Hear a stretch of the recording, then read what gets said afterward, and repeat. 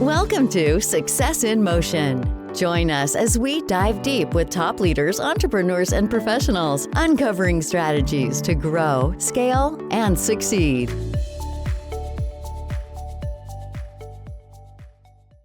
Hey, everybody, and welcome back to the next episode of Success in Motion. This is Michael, your host, and I'm here with Heath Hayes. Heath has a long background. He's been dealing with mental health and addiction for over 15 years.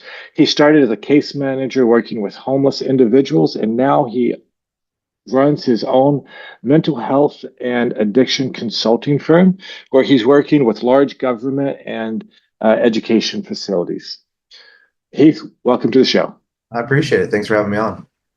Yeah, we're excited to have this conversation and see what success looks like for you and how you got to this big seat that you're in, and see if we can share some of that knowledge with our listeners. So, first off, tell me a little bit about the consulting business. What's happening today in the consulting world? Yeah, the consulting world is, very interesting. I always knew at some point in my life I would be a consultant, based on all my knowledge and experience. I didn't know it would come as quickly as it did. But, going out and being proactive, leveraging my networks and just seeing where there was already gaps in, program or policy or kind of just ideas, or helping people move ideas forward that they just don't know how to do so. Being a former state government employee, I know there's the utilization of consultants is widespread. And so I always worked with consultants in an official capacity. So I know what, an entity is looking for in terms of how to partner with and solve problems and different bureaucratic institutions. And so, yeah, I just took that approach and didn't really know how to do it and just kind of making it up as I go. Nice. That's how success is made, right? Most people think that you have to start with a full plan and you have everything 100%, but that really just causes that paralysis of analysis. Yeah. So I'm definitely not a person I'm a fly by the seat of my pants, build it as you fly the plane type of person. I always have been. Sometimes it gets me in trouble, and sometimes it proves to be really fruitful. So more often than not. So I keep with that strategy. Yeah, that's a great strategy of building the plane as you're taking off, and then making sure that you're making the iterations that you need to make sure that you're not getting something built out that's not what you want at the end of the construction.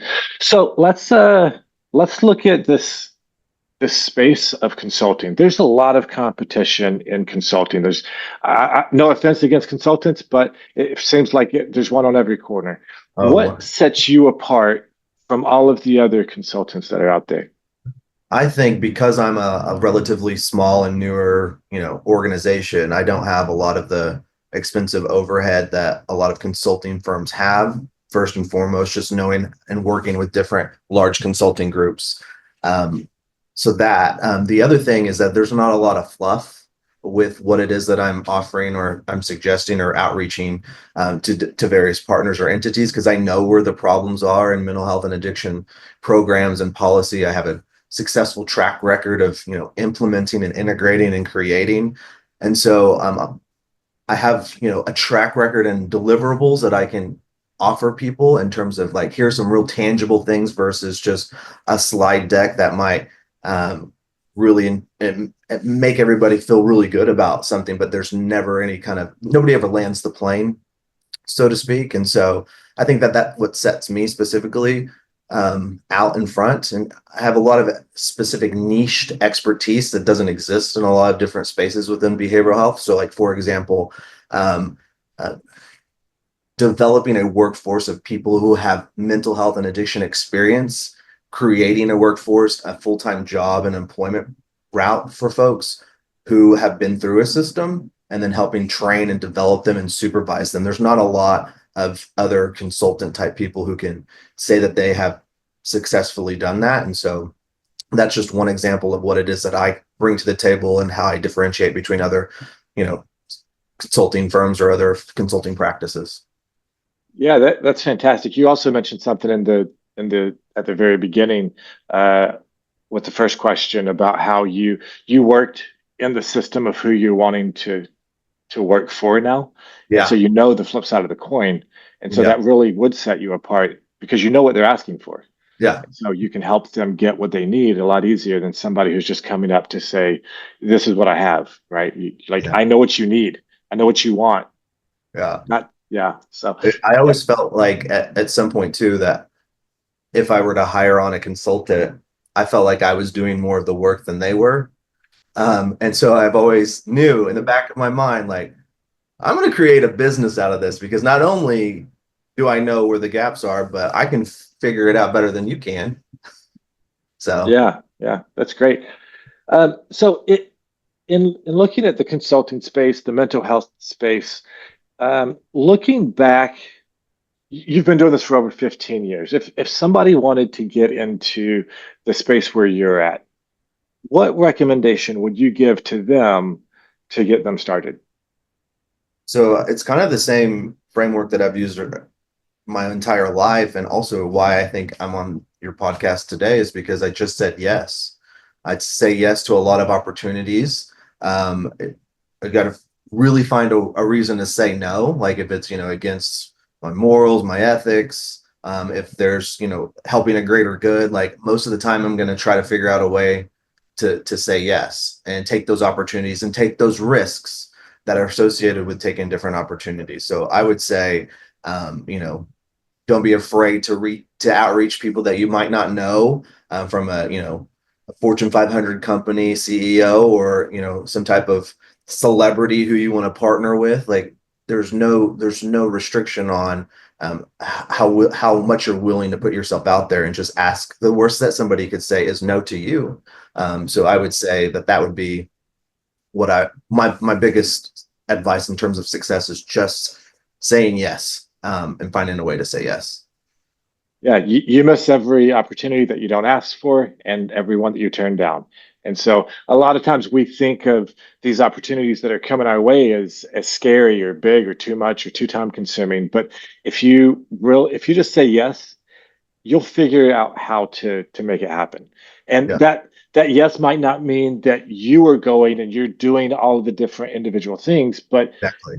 you go and you find the people to plug in to do those things. Exactly. Um, one of my favorite books is Who Not How, right? And so yes, you might say I can do this thing, but you might not be the one who's actually performing the day to day. You're partnering with somebody who can take you to that next level. Exactly. Yeah, you don't have to be the expert in everything. And the sooner you realize that you are not the expert in many things, um, that the quicker you'll be able to find success, because being a leader and helping to tap talent where it is to help fill gaps. I mean, right now, before I got onto this podcast, I was filling out a grant application. And there's no way that I could do everything that I'm talking about and my ideas on what I'm going to propose through this grant by myself. But I know who, if awarded, I could tap and partner with in order to make it happen better than whatever I am envisioning at this point in the process. Yeah, that that's a really good point. You have to make sure that you're you're reaching out to the right opportunities, you're accepting the right opportunities, and then you're reaching out to the people who can help you complete those opportunities. So, looking back at the past, say, 15 to 20 years of your life, what has been the biggest challenge you've had to overcome in your career? I would say the theme of accepting, vulnerabilities and not being afraid of talking about them, asking for help has always been a consistent theme of when I'm feeling the most challenged.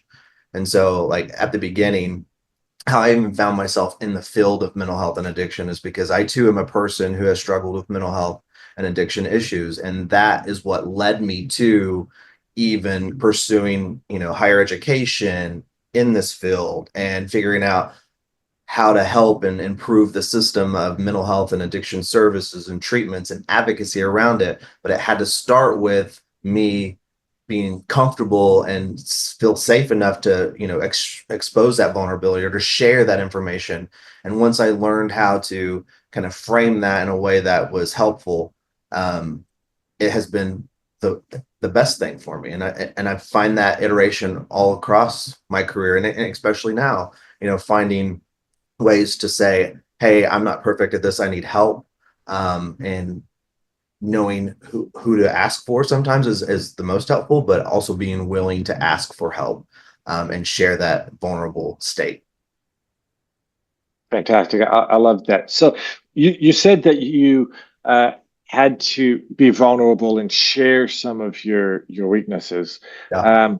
But I really liked how you took your weaknesses and turned them into strengths. You Yeah. built a business around what was your weakness. Yeah. And now you're helping other people overcome what you have overcome. And Yeah. that's pretty impactful. But how do you get to the point where you can be comfortable and confident in sharing your weaknesses with others? I think it goes back to also being willing to take a risk and not knowing what's on the other side of that risk.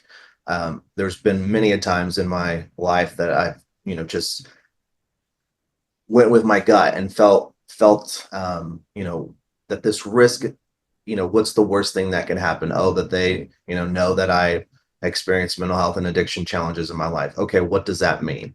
um, you know, at a time today is very different than it was when, 15, 20 years ago when I was struggling with my own mental health and addictions. It's much more stigmatized and a much more generation that was like, pull yourself up by your bootstraps versus what we see now. And a lot of that has to do, with the collective trauma that everybody experienced with COVID. And so because of the vulnerability and the willingness to share how I'm isolated, I'm afraid of what's next. It's a lot easier today than it was before, but that precursor that wasn't there as a precursor for me. So it was a lot scarier. But yeah, just taking that risk, and being able to be comfortable with whatever fallout might happen. Yeah, I think that too often we build stories in our head and we think that if somebody finds out that I have this weakness, they're going to think I'm a bad person. They're going to not want to talk to me ever again. They're going Yeah, to build up this big story as to what would happen if somebody finds this thing out that I've experienced in my life. yeah, But then when we share that, we actually find that more people have those same problems or similar problems than yeah, we ever knew. And once you get past that wall of shame, so to speak, you can then go and start building a network and support those around you, other people who are going through those same things that you're going through. yeah. So, a lot of people these days struggle with juggling work and personal life. How do you find a balance between the two? And do you find a balance? Is there a balance between those two things? Yeah, no, it's definitely a challenge. I am a single dad of three, so I have a set of twins that are 10 and a little one that's 7, and I adopted them from the child welfare system about 7 years ago.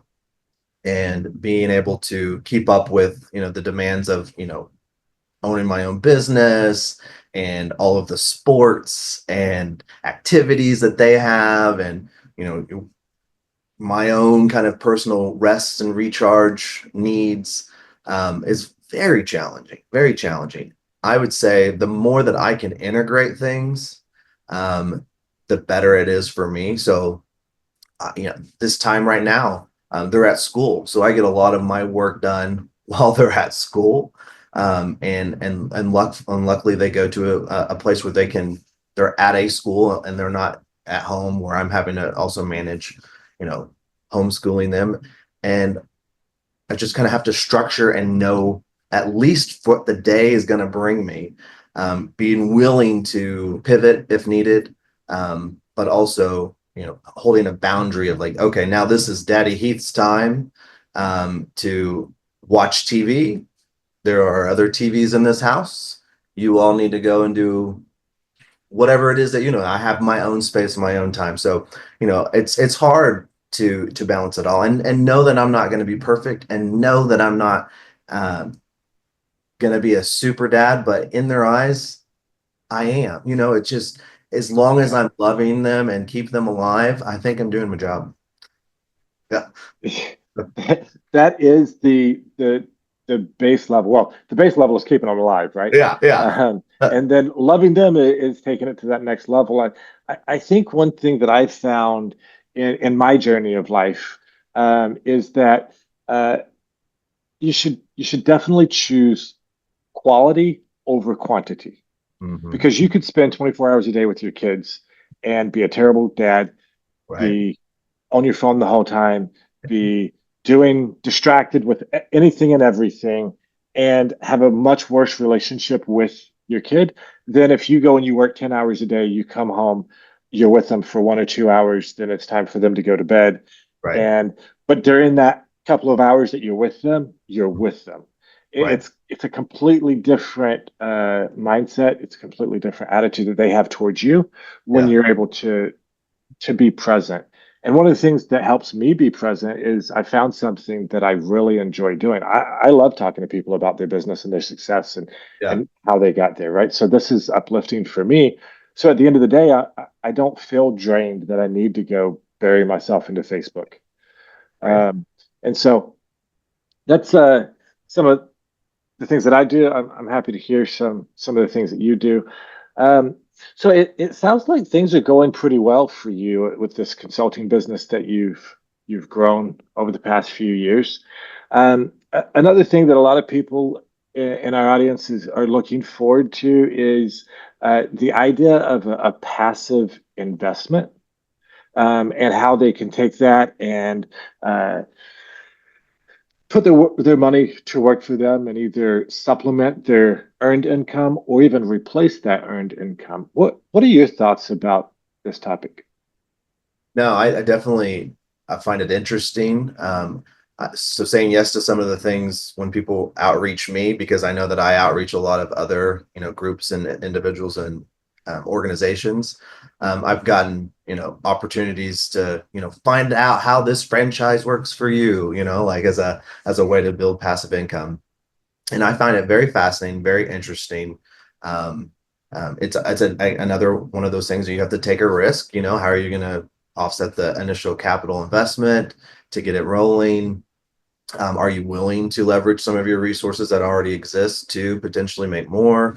It's very. I've not ever, um, you know, bit the bullet or started it on my own or said yes to that one yet. I've definitely entertained the thoughts and read proposals and done some research around specific franchise opportunities. But I haven't ever said yes to it yet. I don't know why. Yeah, well, it's interesting that you go that franchise route because Yeah. yes, that is an opportunity to generate wealth, and you can come in and put a team in place to make that happen. But that to me isn't really a passive Yeah. investment. It's similar to people look at real estate, right? They look at Right. buying a home and renting it out, and Right. they call that passive. Yeah. That's not passive. That's Yeah. that's creating a job for yourself because now you're landlord, you're Yeah. repairman, right? You're the bill collector, Yeah. and so you have to fill all those shoes. I think it's interesting that there are truly passive opportunities out there, but they're hard to come by. And when you do come by, you should definitely take a look at those to see if it's something that meets your risk tolerance and your level of interest in putting your money to work for you. Yeah. Um, so, Heath, as we're wrapping up our interview, what exciting plans or initiatives do you have in the works for the next 6 to 12 months? Yeah. So, like I was mentioning earlier, I'm going and at this part of the stage of my consulting business, I work on a 6 month to 12 month type of time frame, sometimes a 3 month, just depending on the client's needs or the funding streams that exist through the federal government, which has been very different at this point. Just to be completely honest and candid. So looking at different revenue sources for me to go after in terms of a consulting contract. And so grant applications is one that I'm doing now. And looking at different organizations that I wouldn't have necessarily thought of working with in the mental health and addiction space and seeing what types of opportunities exist there. So an example of that would be the intersection of tobacco addiction, mental health, and the synergy that could exist between those two fields. And so I've been looking at different types of opportunities to get into that space. Okay, awesome. Sounds like you have quite a bit of work to do on that to branch into that new space. Yeah. I hope that it's lucrative for you and that it really gives you what you're looking for those endeavors. Um, so thank you so much for your time today. Yeah. And thank you for sharing some insights and tips with us of what has gotten you to where you are. If people would like to connect with you, what should they do? So I think the best way to connect with me is either on my website. It's tryhconsult.com. So my name is Heath Hayes. So my agency is called Triple H Consulting. And just to kind of parse that down even more, it's tryhconsult.com. Try TRI. TRIHconsult.com. Yeah. And all my socials and contact and all the information is on there. Nice, fantastic. Yeah. Well, again, thank you for your time. And guys, this has been another one in the books for the Success in Motion podcast. We're excited to have had this time to have Heath Hayes with us, and feel free to reach out to him if you'd like to get to know him a little bit better and understand more of the mental health and addiction consulting world. I'm sure he would be more than happy to connect with you on that. We'll see you next time. Thanks for tuning into Success in Motion. Want to share your story? Visit successinmotionpodcast.com/guest to apply and be featured on the show.